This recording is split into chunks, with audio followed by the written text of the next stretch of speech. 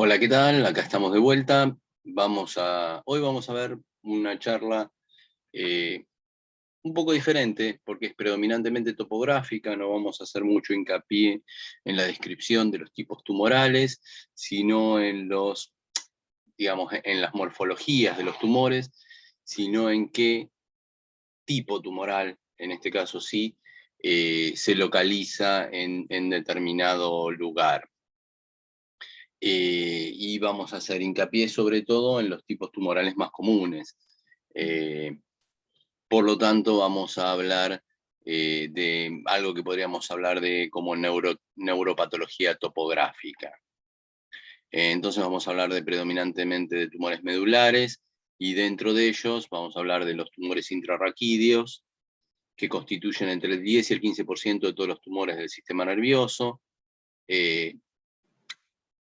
siendo que cada 9 tumores cerebrales se encuentra un tumor cerebral, un tumor medular, perdón, con una incidencia poblacional aproximada de 1,1 a 2 de cada 100.000 habitantes, y que en pediatría la relación de tumores intracerebrales intrarraquis es de 20 a 1, y el 25% de los tumores de raquis en niños son secundarios. La anatomía normal, y nos vamos a guiar con este gráfico porque es interesante, y estos mismos gráficos vamos a ir llevándolos a lo largo de toda la charla. Vamos a encontrar que, bueno, la médula espinal obviamente configura el sistema nervioso central, y de ella parten los nervios espinales. Estos nervios espinales están recubiertos en algún punto por la dura madre. Entre ellos, por dentro de la dura madre, vamos a encontrar líquido cefalorraquídeo, y por fuera la grasa epidural. Entonces vamos a encontrar en el corte también esta misma localización. Vamos a hablar de la médula espinal, los nervios raquídeos y la dura madre. Entonces vamos a encontrar dos compartimientos grandes, el extradural y el intradural, y dentro del intradural vamos a hablar del intraparenquimatoso o intramedular, y del extramedular intradural. Digamos, tenemos entonces tres compartimientos bien definidos: un compartimiento extradural y un intradural, y dentro del intradural, ¿sí? Dentro del intradural, dos compartimientos definidos: el intraparenquimatoso y el extraparenquimatoso, pero intradural, que es este espacio que vemos acá en color celeste. Los tumores intrarraquídeos pueden ser, como dijimos, intrasmedulares, aquellos que derivan de la sustancia de la médula espinal e invaden y destruyen las vías y tractos y la sustancia gris central, que son alrededor del 5%. Los extramedulares, aquellos que derivan de un tejido fuera de la médula, que a su vez serán extradurales, como dijimos recién, que son de los cuerpos vertebrales y de los tejidos epidurales, casi la mitad, un 55%, y los intradurales, que están que son de las leptomeninges y de las raíces, que son alrededor de un 40%. ¿Cuáles son los extramedulares y extradurales? O sea, dentro de los extramedulares, el 95%, los extradurales, que dijimos que eran el 55%, los metastásicos van a ser casi la totalidad. Y dentro de ellos vamos a encontrar una estadística, dice que más o menos serían el 22% provenientes de la mama, 15% de pulmón, 10% de próstata, 10% linfomas o mielomas, 9% sarcomas, tumores renales el 7%, y del tracto gastrointestinal el 5%. Los primarios, o sea, los extramedulares, extradurales primarios, son muy pocos, son menos del 1%, y son predominantemente cordomas, condrosarcomas, mielomas u osteosarcomas, es decir, predominantemente tumores óseos. Lesiones extradurales. Acá vemos de vuelta los dos grafiquitos, y con estos gráficos dijimos que nos íbamos a manejar en toda la charla. Fíjense, el tumor es predominantemente extramedular y extradural, por fuera de la dura. Es un tumor que compromete, en este caso, por ejemplo, en este gráfico, el hueso, y que con el hueso compromete y comprime hacia adentro la dura madre. En este caso, no compromete exactamente el hueso, sino el espacio entre el hueso y la dura madre, y comprime de vuelta la dura madre hacia adentro. Se originan en las estructuras óseas de la columna vertebral, el espacio epidural y en las partes blandas paraespinales. Por lo tanto, dan una compresión extrínseca del saco tecal, que es lo que estábamos nombrando recién. El principal signo de la lesión extradural es el desplazamiento focal del saco tecal y sus contenidos por la lesión. Está limitado por la dura madre y sus fijaciones, por lo tanto, la imagen de extensión intrarraquídea bilobulada, como pueden ver acá, el signo de la cortina, puede ser un signo del diagnóstico por imágenes que nos ayude a la localización de la lesión, ya que está definido por el límite que pone el ligamento vertebral común posterior, que va a dar esta imagen en semiluna que invade el canal raquídeo. Entonces dijimos metástasis, que eran la mayor parte de los tumores. La mayoría se localiza en la columna dorsal y con menos frecuencia en la región lumbar. Son raras a nivel de la columna cervical. La diseminación puede ser directa, hematógena, arterial y retrógrada por el plexo venoso de Batson. El síntoma más precoz es el dolor, y el síndrome medular se caracteriza por predominio de manifestaciones motoras. La evolución clínica a menudo es rápida, en días o semanas, y la resonancia pone de manifiesto la presencia de las lesiones y la extensión de la misma. Asientan en principio en general en la cara posterior del cuerpo vertebral y se extienden a pedículos y provocan una masa intrarraquídea epidural. Las metástasis líticas son hipointensas en T1, hiperintensas en T2 y con realce intenso tras la administración del contraste. Las metástasis blásticas esclerosas generalmente son hipointensas, tanto en T1 como en T2, y el realce suele ser heterogéneo y de predominio periférico. Esto es importante para poder ir diferenciando quién es quién, digamos. Fíjense, acá tenemos un ejemplo de una fractura patológica dorsal, alta, con desplazamiento del muro posterior y masa de partes blandas intrarraquídea extradural. ¿Sí? Aquí está, como está demostrado en las flechas. ¿Sí? Son hiperintensas y la estrellita lo que está marcando es la mielopatía compresiva. ¿Sí? Fíjense cómo la destrucción de la vértebra lo que produce es un compromiso compresivo de la médula. Las metástasis, como dijimos, pueden ser mamarias, como en este caso. Uno lo que acá ve es simplemente un ejemplo de la infiltración del tejido por parte de lóbulos de células epiteliales que marcarán, en este caso, con citoqueratina 7, pero después marcarán con todos los marcadores que haya que hacer para el diagnóstico de la metástasis específica.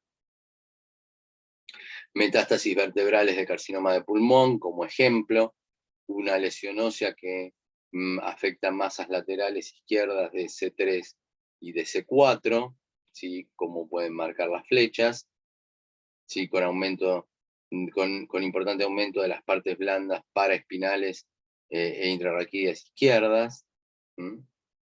Acá lo vemos. Fíjense, acá esta masa, ¿sí? Esta masa es la lesión vertebral del cáncer de pulmón, y que provoca un engrosamiento, una hiperintensidad de la señal de la médula espinal en la secuencia T2 por la mielopatía compresiva. Fíjense la diferencia de la señal a nivel T2 entre las estrellitas, ¿sí? Por la mielopatía compresiva.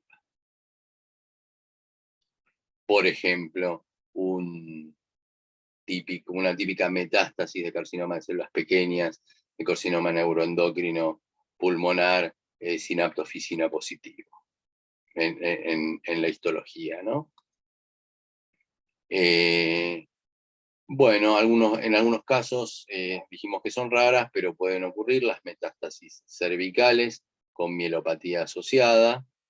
La mielopatía se la ve de vuelta por compresión, acá donde mostramos la estrella, y el realce tumoral y la delimitación del componente extraóseo con morfología en semiluna o bilobulada puede verse acá, sobre todo donde se encuentran las flechas, esa morfología bilobulada, ¿sí? En las flechas, tanto en el T2 como en el T1, como en el T1 más gadolíneo. Y aquí vemos también otro ejemplo de metástasis, en este caso de un adenocarcinoma. Los tumores primarios decíamos que son menos del 1%. Y vamos a hacer hincapié, como dije, no tanto en la histología, sino en algunos elementos del diagnóstico por imágenes que nos ayudan a hacer el diagnóstico de lesiones vertebrales. El objetivo de toda esta charla es más que todo, como dije al principio, hacer un poco de neuropatología topográfica para ayudar a la comprensión de las lesiones específicas de la médula espinal. Y en realidad el primer paso para ayudar a la comprensión específica de las lesiones de la médula espinal en neuropatología es tener un poco más de comprensión del diagnóstico por imágenes y en la mayor parte de los casos saber qué estamos buscando para intentar después encontrarlo. Entonces, el cordoma es un tumor típicamente hiperintenso respecto a los discos intervertebrales en la secuencia T2, con masa de partes blandas epidural paravertebral y localización típica sacrococcígea o craneal. En este caso, como vamos a hablar de tumores raquídeos, será predominantemente sacrococcígea en los cuerpos vertebrales lumbares como mucho. El plasmocitoma o mieloma múltiple, en el 33% de los casos, además se identifican otras lesiones, lo cual ya ayuda en el diagnóstico. Son lesiones expansivas que pueden asociar masa de partes blandas, digamos compromiso de las partes blandas, de gran tamaño epidural y paravertebral. En ocasiones se identifican plasmocitomas extradurales sin lesión ósea adyacente, aunque frecuentemente existe mieloma en otras localizaciones óseas. Alguna foto de cordoma, con su compromiso predominantemente, fíjense, a nivel distal, con compromiso óseo y extraóseo, epidural, y en la histología el típico tumor constituido por un fondo mixoide en el cual flotan cadenas de células epiteloides, a veces cadenas de células entremezcladas con esta masa mixoide, o sea, sueltas en esta masa mixoide, o verdaderas cadenas intercomunicadas, como en forma de redes de células epitelioides, que son en general positivas para EMA y para S100 y para citoqueratina, y que eso hacen el diagnóstico de cordoma. Otros de los tumores, como dijimos antes, puede ser el plasmocitoma vertebral. En este caso vemos un ejemplo de una lesión expansiva en C2 y su intensa en T1 y en T2, y en secuencia STIR también. Acá la vemos, expansiva, que parece comprometer no solo la vértebra, como dijimos recién, sino los tejidos paravertebrales, con realce difuso, tras el contraste con gadolíneo, acá en un corte diferente. Lo vamos a ver tanto en el T1 como en el T2, con compromiso de la vértebra y perivertebral. Y vamos a ver cómo esto provoca, como siempre decimos, asociado, y acá lo marcamos con las estrellitas, está marcado con las estrellitas, la mielopatía asociada por compresión. Fíjense, la médula espinal comprimida y alterada su sustancia por la compresión, tal que provoca muchas veces lesiones isquémicas, lesiones degenerativas, o inclusive hasta a veces secciones medulares, ¿no? Pero básicamente lo primero que sucede es la compresión y en cierto grado la dislocación, la alteración de la localización normal de la médula espinal. Acá otro ejemplo de plasmocitoma epidural. Lo que vamos a mostrar es una masa extradural con morfología en semiluna en el plano sagital. Fíjense claramente en semiluna. Acá las flechas muestran exactamente esa disposición en semiluna, comprimiendo la médula, ¿sí? Tanto en el T1 como en el T1 con gadolinio, esa disposición en semiluna, contenida por la dura madre, y como siempre mostramos con las estrellitas, la mielopatía compresiva asociada. Fíjense cómo acá esta es la lesión que está en forma de semiluna, comprometiendo y comprimiendo la médula espinal a partir de este mieloma plasmocitoma epidural.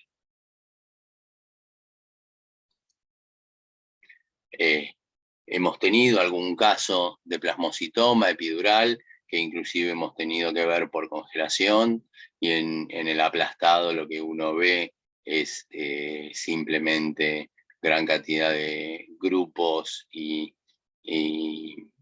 células aisladas, que cuando uno las va a ver a mayor aumento son grupos de células plasmocíticas, a veces binucleadas, a veces con núcleos grandes, pero sobre todo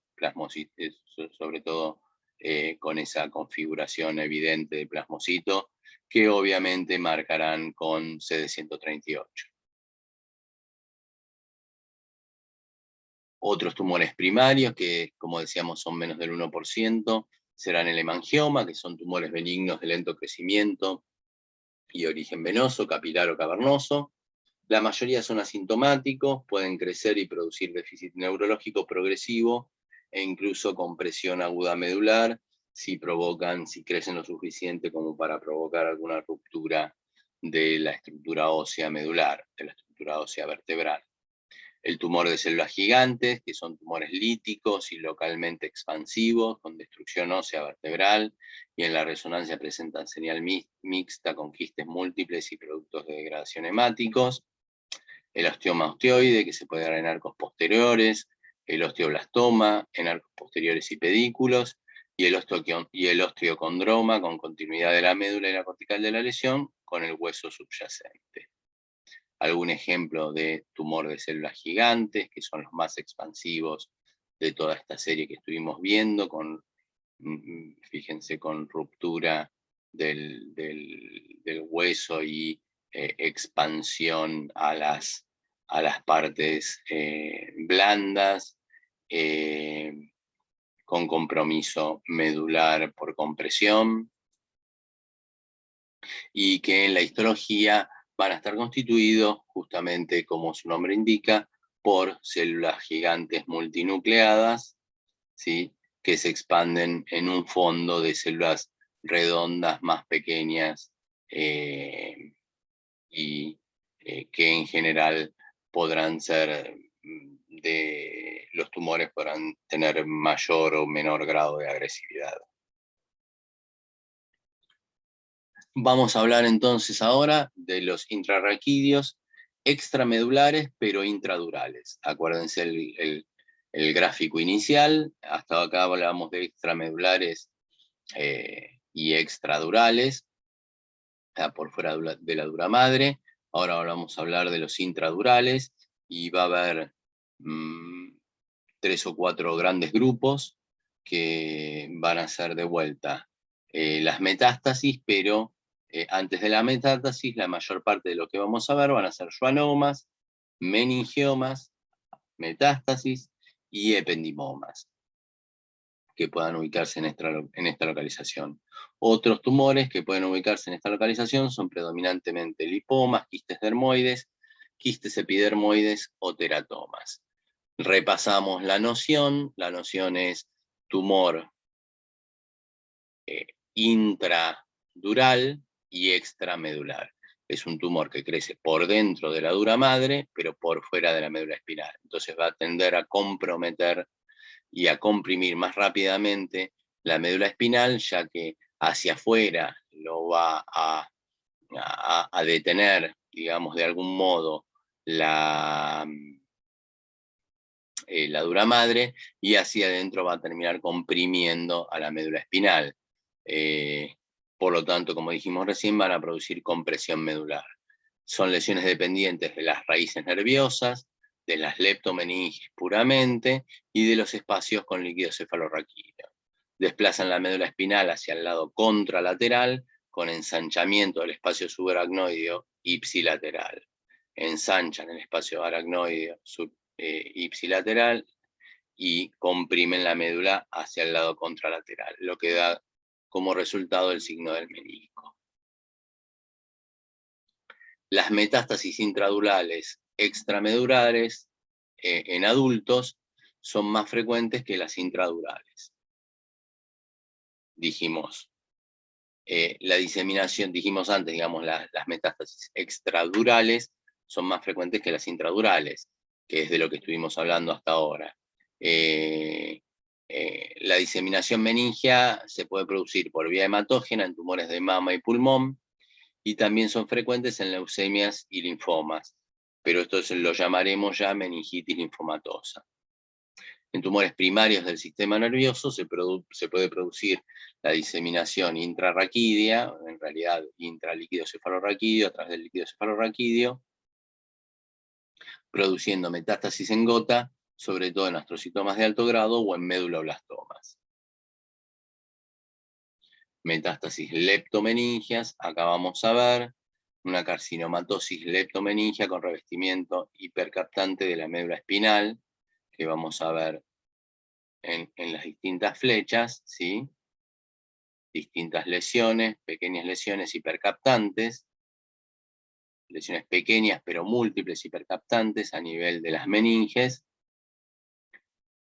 con afectación medular focal isointensa en T1 e hiperintensa en T2. Isointensa en T1, poco visible, hiperintensa en T2 a nivel de las estrellitas, ¿sí? Difíciles de ver muchas veces, pero por ahí a veces más evidentes en el refuerzo con gadolinio. Otras metástasis leptomeningias, múltiples nódulos isointensos con la médula y las raíces en T1 y en T2, difíciles de ver, como dijimos antes, sobre todo si son isointensas en el T1 y en el T2, con realce nodular y aspecto en soga de cola de caballo, en soga de la cola de caballo, ¿sí? Como se puede ver en las flechas, ¿sí? En las flechas por lo menos se puede ver en el T1 más gadolinio, se puede ver alguna lesión evidente, ¿sí?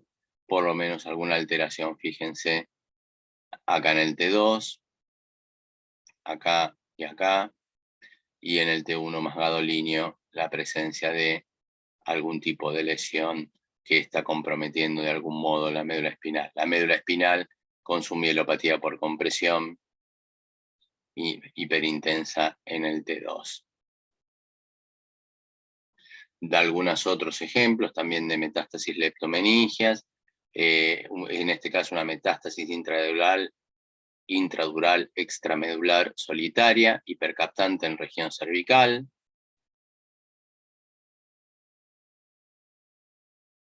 T1 más gadolinio, T1, T2, ¿sí? Un pequeño foco que va a comprometer y va a comprimir la médula espinal. Los que no sean metastásicos dijimos que iban a ser sobre todo meningiomas y schwannomas y ependimomas. Bueno, vamos a hablar un poquito de algunos meningiomas que son más frecuentes en mujeres y sobre todo en la región torácica y en la unión cráneo-vertebral. Son tumores benignos de lento crecimiento, no tan frecuentes como los intracraneales, suelen ser hiperintensos, presentan realce precoz, intenso y bastante homogéneo con el contraste. Tienen base dural amplia, la cola dural no es tan frecuente como en los meningiomas intracraneales, pero si existe es diagnóstica en las imágenes, y como todas las masas intradurales extramedulares, desplazan la médula espinal y las raíces con un ensanchamiento del espacio subaracnoideo ipsilateral.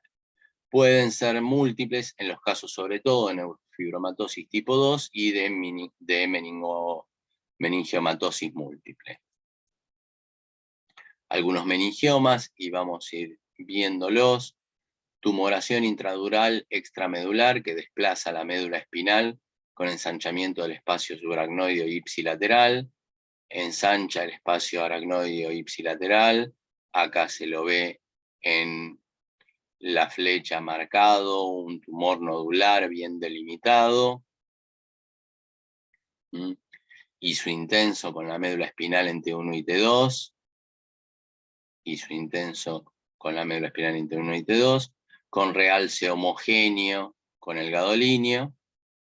Fíjense qué bien delimitada la lesión, no parece infiltrar, parece estar muy bien delimitada, pero comprime necesariamente la médula espinal. Otro ejemplo de meningioma, una tumoración intradural extramedular con amplia base dural que desplaza la médula espinal con ensanchamiento del espacio subaracnoideo ipsilateral. El ejemplo, lo que decíamos, ensancha el espacio aracnoideo ipsilateral, la tumoración está marcada con la flecha, isointensa con la médula espinal en T1 y T2, isointensa con la médula en T1, en T2, isointensa con la médula, con realce en el gadolíneo, y en este caso con una degeneración quística en su interior. Fíjense en el T1 con gadolíneo, como uno la va a buscar y la encuentra fácilmente, y cómo tiene esa degeneración quística en su interior. En el T1 sin gadolíneo es más difícil de evidenciar porque se hizo intensa con la médula, y en el T2 se la puede llegar a ver. ¿Cómo vemos un meningioma en los aplastados? Bueno, los veremos como vemos siempre los meningiomas. En estos casos muchas veces tenemos aplastados intraquirúrgicos que hacer de la lesión meningia en el contexto de un tumor raquídeo. Es importante el diagnóstico, muchas veces intraquirúrgico, para decidir la resección completa, o si no, si se va a hacer simplemente una biopsia a la lesión.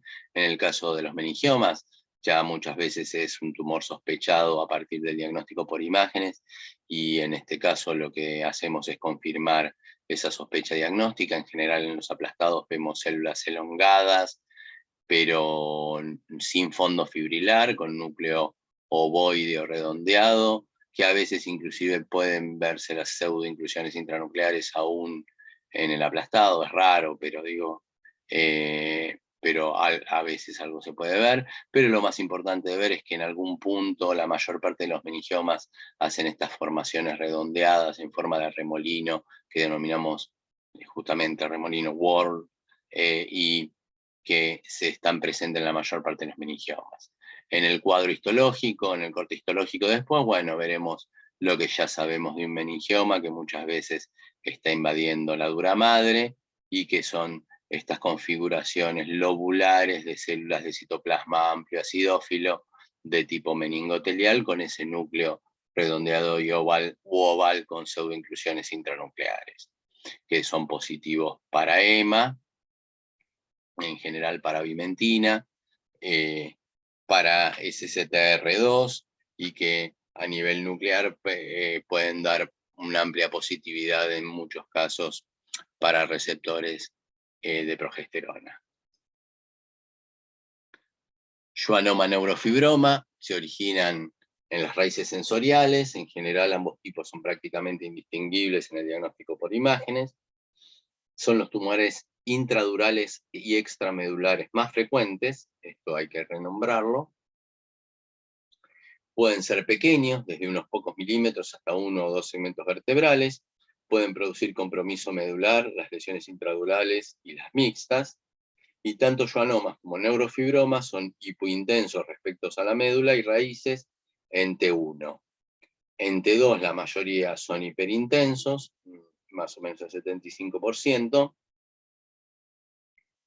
Tras la administración de contraste, en general captan en forma uniforme o heterogénea, pero captan realzan con el gadolinio, y pueden presentar quistes o hemorragia. A veces permanece un anillo sólido periférico hipercaptante. Ocasionalmente los neurofibromas presentan un patrón en diana, con un borde de alta señal, un centro hipointenso en el T2 y con realce periférico tras la administración de contraste. Pueden erosionar los cuerpos vertebrales o ensanchar forámenes de conjunción con erosión de los pedúnculos. Entonces vamos a ver ejemplos bastante típicos. Tumoración, entonces dijimos, intradural, extramedular, que no es propia de la médula, isointensa con la médula espinal en el T1, hiperintensa en el T2, con intenso realce y focos de degeneración quística hipocaptantes en el gadolinio. Fíjense, acá en el gadolinio se muestran las dos cosas. Primero el refuerzo, claro, con la administración del contraste con gadolinio, y como en esa administración de contraste con gadolinio está mostrando un área quística hipocaptante, ¿sí? O una o dos áreas como quísticas hipocaptantes. Otro ejemplo, una tumoración de vuelta intradural, extramedular, con importante degeneración quística, hipointensa respecto a la médula espinal en el T1, hiperintensa en el T2, con realce periférico marcado. Fíjense,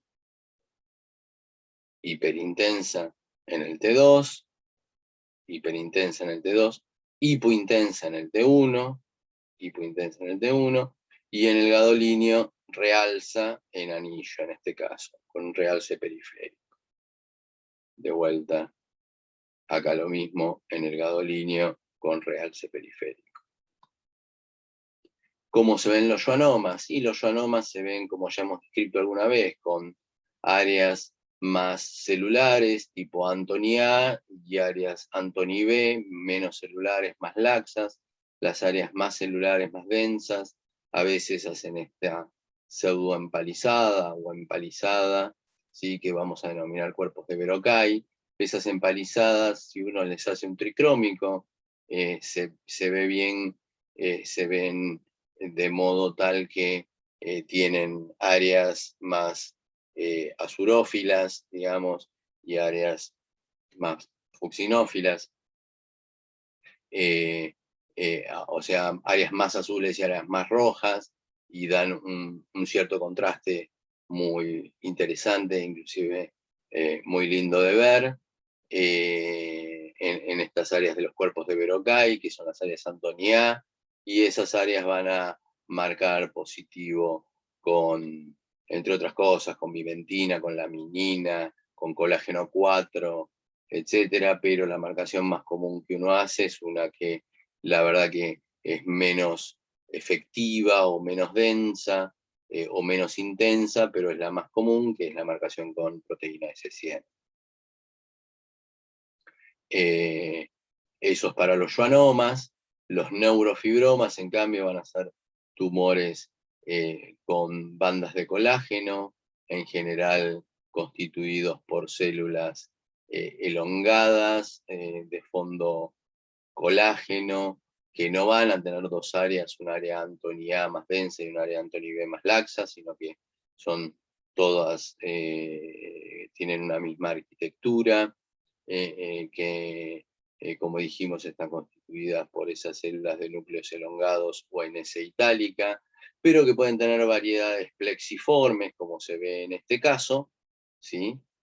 Es un caso en el cual un neurofibroma es un neurofibroma, en este caso plexiforme, que forman como varios filetes, y que va a tener también positividad para los mismos marcadores que habíamos hablado recién, pero que bueno, uno de ellos puede ser también el colágeno 4, la vimentina, la enurasa neuronoespecífica, pero vamos a tener que hacer hincapié en diferenciar sobre todo neurofibromas esporádicos de neurofibromas en el contexto de la neurofibromatosis, sobre todo neurofibromatosis tipo 1, ya que en este contexto estos tumores pueden malignizarse y habría que ir al apartado de tumores malignos de la vaina periférica del nervio, inclusive de acuerdo a la clasificación de este año, del año 2021, de tumores del sistema nervioso,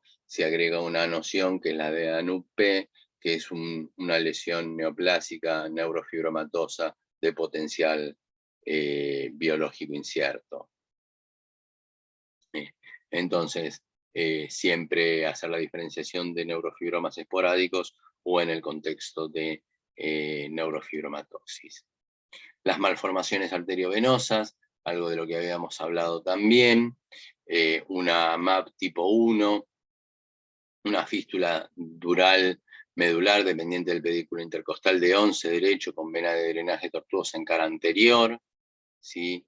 Aquí lo podemos ver en las flechas y en las flechas de la angioresonancia, o en la arteriografía, pero para nosotros por ahí es más interesante ver el engrosamiento difuso de la médula espinal, hiperintenso en T2 y STIR a este nivel de la médula espinal, con vasos viales dilatados. Pero el engrosamiento acá lo vemos, digamos, saber simplemente que existe la posibilidad de que haya que haya alteraciones vasculares a nivel también medular, y histológicamente, en el caso de que haya resección, lo que uno va a ver en el caso de los hemangiomas o de malformaciones arteriovenosas, bueno, habrá distintos tipos de histología que hemos hecho hincapié en el capítulo de lesiones vasculares, pero simplemente renombrar un poco, en este caso, la presencia de alteraciones de vasos constituidas por vasos dilatados, en general de paredes hialinizadas, y que si no tienen parénquima interpuesto, serán mayormente cavernomas o lesiones o hemangiomas cavernosos, y si tienen parénquima interpuesto entre estos vasos anómalos, fibrohialinos, serán más que todo malformaciones, y si esas malformaciones tienen un componente predominantemente arterial y venoso, serán malformaciones arteriovenosas, y si no, serán simplemente malformaciones venosas. Ahora vamos a hablar de los tumores intrarraquídeos intramedulares, que son solo el 5% en la mayoría de las series, o llegan hasta el 5% en la mayoría de las series, y dentro de ellos vamos a encontrar que los que comprometen el parénquima, un 60% son los ependimomas, dentro de los cuales vamos a hacer una diferencia que no necesariamente, digamos que sí es histológica, pero que vamos a diferenciar ependimomas, que a su vez son un gran grupo, digamos, de diferentes tipos de ependimomas, sobre todo de acuerdo a diferentes condiciones genéticas. Ahora, pero vamos a hacer una definición topográfica, digamos, más que todos los ependimomas en general, y el ependimoma mixopapilar, que no solo es un tipo histológico, sino un tipo de histológico que se da en una localización más específica, que es a nivel distal en la cola de caballo. Entonces, sí, ahí sí vamos a hacer esa diferenciación. Los astrocitomas, que son 25 al 30%, y vamos a diferenciar dos grupos, que sería el astrocitoma pilocítico y todos los demás. Ahí cuando hablamos de astrocitoma anaplásico no estamos hablando de astrocitomas específicamente de lo que antes llamábamos astrocitoma grado 3 o astrocitoma anaplásico, sino que ahora deberíamos hablar de astrocitomas pilocíticos en el contexto de la médula espinal, astrocitomas circunscriptos, para dar una definición más acertada con la nueva clasificación, astrocitomas circunscriptos, dentro de los cuales el pilocítico es el ejemplo, y astrocitomas difusos, dentro de los cuales encontraremos, de acuerdo a la edad del paciente, encontraremos astrocitomas difusos de menor o de mayor grado. En la línea media, siempre uno, cuando habla de astrocitomas difusos y cuando habla de astrocitomas intrarraquídeos, va a tener que hacer hincapié en los astrocitomas H327K alterados, que son astrocitomas que pueden ser vistos como astrocitomas difusos de bajo grado en la histología, pero que ya sabemos a esta altura de las cosas que si tienen la alteración de la histona 3K27M, van a ser de muy mal pronóstico. Otros tumores que pueden ubicarse a este nivel son los hemangioblastomas, un 5%, y otros misceláneos en un 10%. Entonces vamos a hablar ahora de lesiones intramedulares, y ahí sí, vamos a tener alteración de la morfología y o de la señal de la propia médula espinal. En general producen un engrosamiento multisegmentario de la médula espinal y reducen el espacio subaracnoideo. Es al revés, entonces crecen desde adentro y comprimen el afuera. Otra vez en las médulas de grosor normal y solo presenta alteración de la señal, con o sin realce, tras la administración del contraste. Bueno, acá hay algunas diferenciaciones de lo que habíamos dicho antes, pero es para mostrar simplemente el listado de los que eran misceláneos o menos comunes. En este caso, de esos menos comunes, podríamos hablar de subependimoma, ganglioma, paraganglioma, metástasis, linfomas, etcétera, etcétera, etcétera. Los más comunes serán el ependimoma, para diferenciar el ependimoma mixopapilar, y los astrocitomas, el pilocítico, y todo un grupo que podríamos denominar anaplásico, pero que ya actualizándolos serían astrocitomas difusos de distinto tipo, y obviamente que deberán ser subclasificados histológicamente o a veces por histología y por genética. Vamos a nombrar simplemente así genéricamente los ependimomas, tumores intramedulares más frecuentes en adultos, constituyen el 60% de las neoplasias gliales espinales. Se localizan en región cervical o dorsal alta, centralmente con síntomas sensitivos, son de lento crecimiento, no infiltran y producen en general mielopatía compresiva.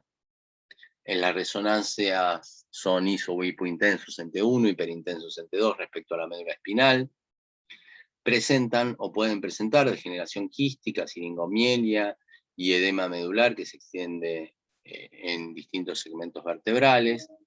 En general realzan intensamente y con límites bien definidos tras la administración de contraste. Esto es un paro acá porque esta es una buena definición de un ependimoma, digamos, es una lesión glial que si bien la podríamos considerar, bueno, es una lesión glial, pero es una lesión glial bien definida. Una de las cosas que hemos comprendido en los últimos tiempos es que no tiene el nivel de infiltración del parénquima que lo rodea de un astrocitoma difuso, sino que son en general tumores bien delimitados, compactos y bien delimitados, que en general tienden a no invadir. Entonces son tumores que, bueno, después veremos un poco la histología, pero son tumores con una histología precisa, pero que van a ser subclasificados de acuerdo a sus características genéticas. Pero no se olviden que en este caso estamos hablando específicamente de los ependimomas espinales, porque los ependimomas serán clasificados en supratentoriales o infratentoriales, e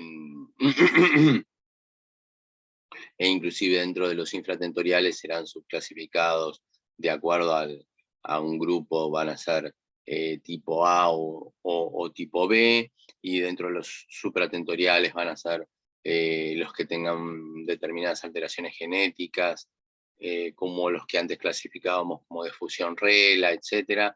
Pero bueno, básicamente estamos haciendo una interpretación predominantemente topográfica, más que histológica, pero me parecía interesante este tema de reforzar que tiene límites bien definidos.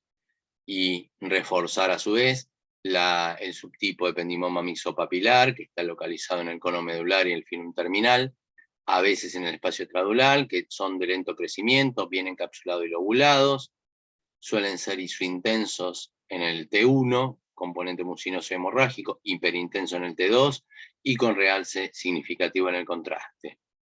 Un elemento más para charlar acerca del mixopapilar. Hay que acordarse que en la clasificación CNS 21, digamos, la clasificación nueva de 2021, lo que ha cambiado respecto del ependimoma mixopapilar es dejar de considerar los tumores que antes eran grado 1 para considerar los tumores que son grado 2, sobre todo por la alta capacidad de recidiva que tienen. De vuelta, entonces, tumores bien delimitados, digamos, tumoración intramedular, torsal con expansión de la médula y obliteración del espacio subaracnoideo. Hipointensa en el T1, hiperintensa en el T2 y con realce intenso tras la administración de contraste. Hipointensa en el T1, hiperintensa en el T2, evidente acá, en el T2, fíjense, hipointensa en el T2, y refuerza claramente con la administración de contraste. Hiperintensa en el T2, hipointensa en el T1, refuerza con el contraste en el T2 más gadolíneo. Otro ependimoma, intramedular, dorsal, de localización central con siringomielia, degeneración quística y restos de hemosiderina. Acá podemos ver las flechas amarillas son los restos de hemosiderina, las flechas verdes la degeneración quística, que acá se ve muy pequeñita. Pero se ve una lesión clara, evidente, a nivel medular. Y acá un ependimoma mixopapilar con una tumoración intramedular de gran tamaño, bien encapsulado y localizado a nivel del cono medular, hiperintensa en T2, isointensa en T1 y con realce intenso. Acá se la ve bien, acá se la ve bien. ¿Sí? En el T1 se la ve en el gadolíneo, es donde mejor se la podemos denotar, fíjense cómo refuerza con el contraste. En el T2 se la ve presente también, en el T1 es más difícil, y en el T1 más gadolíneo se la ve más evidente. Los ependimomas, dijimos como grupo, son tumores que tienden a tener histológicamente una característica típica, que es la presencia de estas pseudo rosetas perivasculares, en las cuales están estas células gliales, glioependimarias, asociadas a los vasos, y que a mayor aumento se ven así, pero que a menor aumento lo que demuestra es que hay áreas libres, las pseudorosetas son áreas libres de núcleos alrededor de las luces vasculares.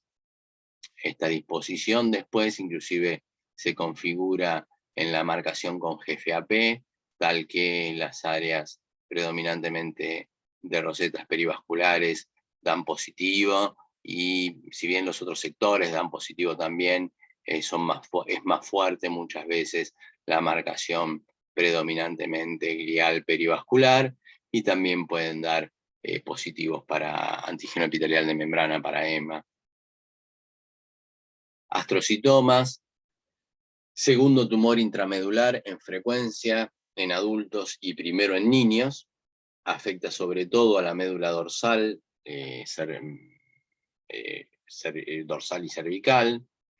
Son de peor pronóstico que los ependimomas porque se extienden infiltrando la médula y sus límites pueden no ser visibles. En resonancia son tumores de límites mal definidos, entonces dijimos, a diferencia de los ependimomas, que eran tumores bien delimitados, los astrocitomas son tumores infiltrantes, difusos, iso o hipointensos en el T1, hiperintensos en el T2, con quistes intratumorales o polares y con realce variable con el contraste. Se diferencian de los ependimomas por la localización excéntrica. La diseminación leptomeningia ocurre hasta en el 60% de los casos de alto grado de los glioblastomas.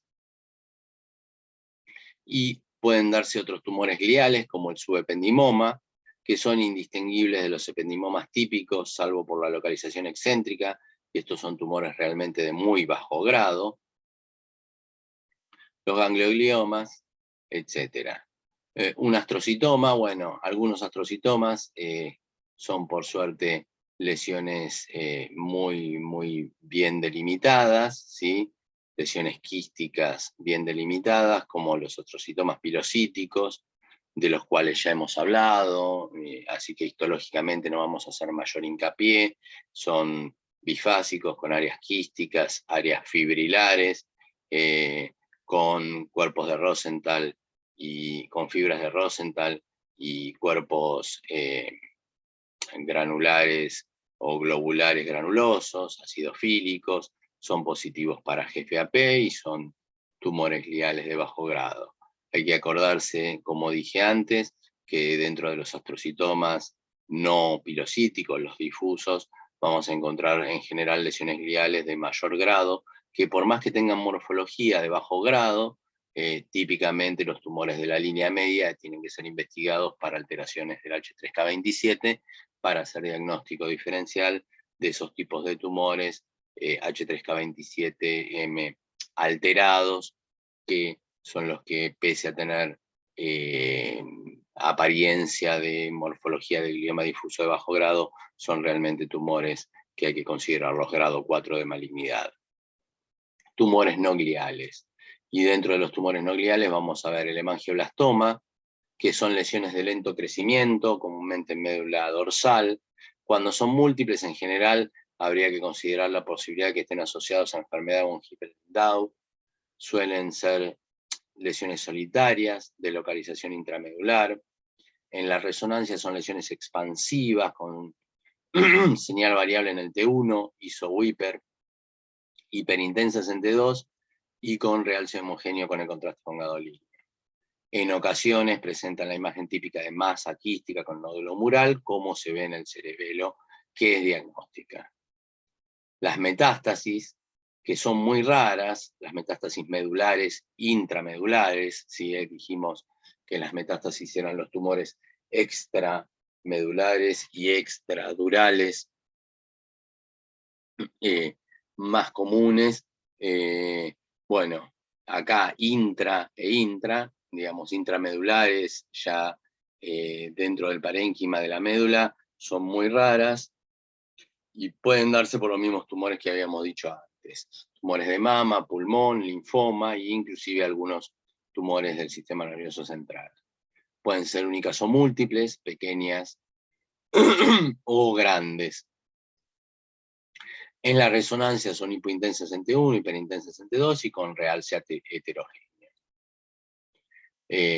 Algunos ejemplos: una masa quística hiperintensa en el T2, hipointensa en el T1, en la unión bulbomedular con nódulo mural hipercaptante. Bastante típico, nódulo mural hipercaptante marcado con la flecha, nódulo mural hipercaptante, quiste con nódulo mural, quiste con nódulo mural.